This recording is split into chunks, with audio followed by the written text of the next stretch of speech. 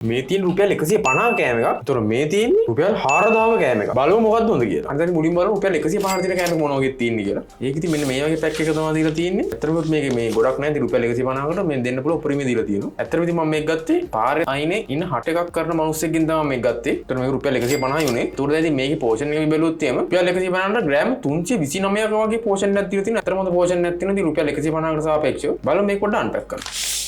සාමාන්‍යයෙන් ඉස්කෝලෙන් ළමකට වගේ නම් මේක ඇති මට වගේ නම් දෙකක් වගේ සෙට් වෙන සීන් එකක් තියෙන්නේ. ඉතින් රුපියල් 150 රයිස් එකනේ ඒගොල්ලෝ චිලි පේස්ට් ඇඩ් කරලා තියෙනවා. ඒ වගේම කැරට් දාලා තියෙනවා. ඊට පස්සේ මෙතන මේ චිකන් කැරිත් මෙතන දාලා ගහලා තියෙනවා මම දැන්. ඔය ලුක් එකක් තියෙනවා. බලමු ටේස්ට් එක මොනවද කියලා. මේ තියෙන්නේ 3890 රයිස් එක. ඉතින් මම මේක ගත්තේ චයිනීස් ඩ්‍රැගන් කැෆේ එකකින්. මේකේ ග්‍රෑම් තියෙනවා 1230ක්. බලමු මේකත් අන්පැක් කරලා මොන වගේද තියෙන්නේ කියලා. මේගොල්ලන්ගේ රයිස් එකට නම් මේගොල්ලෝ මෙතන සීෆුඩ් ලයින් එකක් කියන්නේ මේගොල්ලෝ මෙතන ඉස්සු දාලා තියෙනවා. ඒ වගේම කටල් ෆිෂ් එකම ඇඩ් කරලා තියෙනවා. බිත්තර හොඳ ගම්බිරිස්සෙම දාලා අමුතු ස්පයිසි ලයින් එකක් කියන්නේ. ඒගොල්ලෝ තව චිලි පේස්ට් දුන්නා අපිට දෙකක්ම දුන්නා. මෙතන මේක දෙන්නෙට තමයි තියෙන්නේ මේ කෑම. එහෙනම් බලමු රුපියල් 3890ට එන රස මොකක්ද බලමු අපි හරි.